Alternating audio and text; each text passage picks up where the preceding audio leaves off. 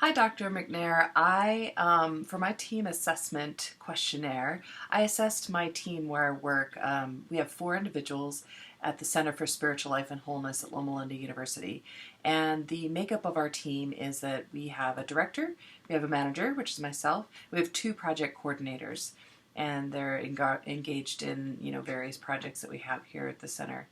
In terms of the 3 dimensions that were looked at in the team assessment, here's how I scored them. So on the problem-solving dimension, I scored 12 out of 20 if you strictly add up the numbers. But I noticed that question 3 seemed to be reversed in the way that it was worded, and also number 5. So I was kind of confused about how to score that. So if I just added them up the way that they were, I got 12 out of 20. If I reversed them, then I got 16 out of 20, which was actually a pretty high score.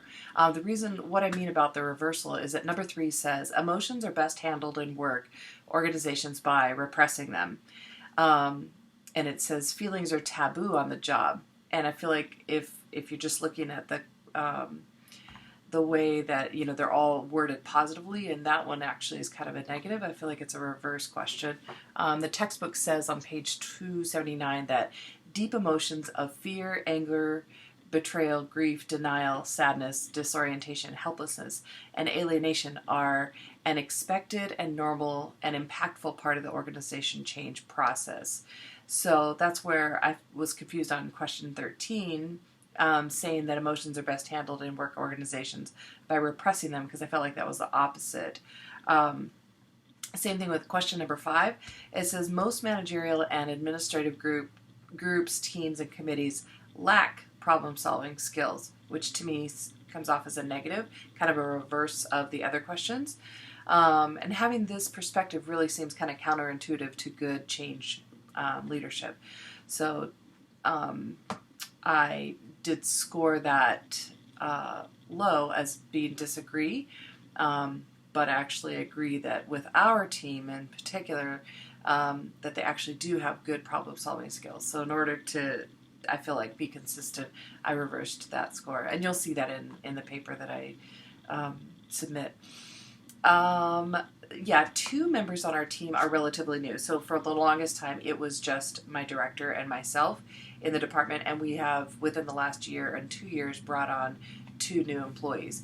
And because they're newer, I do think that in this area of problem solving that they're going to get better at this. I think that they don't always have the voice that they think, they don't always speak up when it comes to problem solving, because they're new, and I think they still sort of are scared to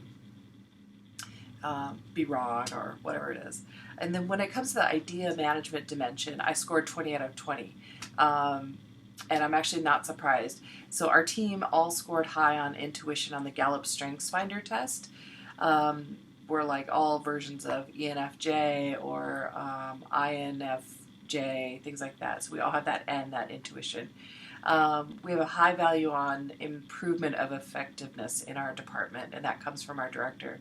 Our team works really well together, and our leader does not perform all leadership functions, which was one of the things that the quiz says. We see that even in our delegation and staff meetings, our director, as an example, she delegates who's going to do what in our staff meetings. So one person will be in charge of keeping track of the agenda. Another person will be in charge of bringing our things that we're going to read as a staff. And then we also have little to no conflict or competition in our department. We're very highly collaborative, and that was also part of the idea management dimension. And then lastly, in the innovation process dimension, I scored us at a 16 out of 20.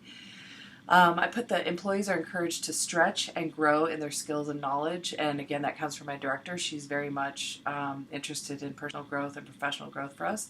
There's a high level of trust, support, and cooperation in our department.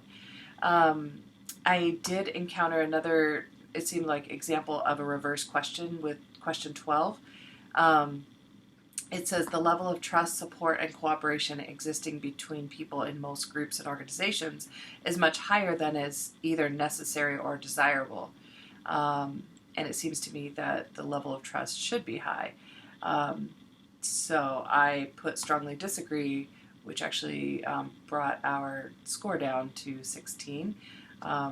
But if I reverse it, then actually we scored higher. So, in summary, I would say that each time that I've assessed our team for various classes in this program, I always score high, not because I think that we should have a high score, but just looking at all the dimensions of how we operate as a team.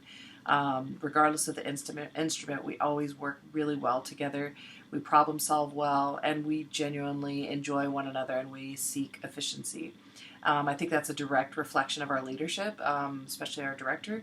And one thing that I think you asked on there, what's one item that can influence to make the team more effective, and that would be to work on the team being more vocal with their feedback and letting them know that their opinions are valued, and we're a very amenable group.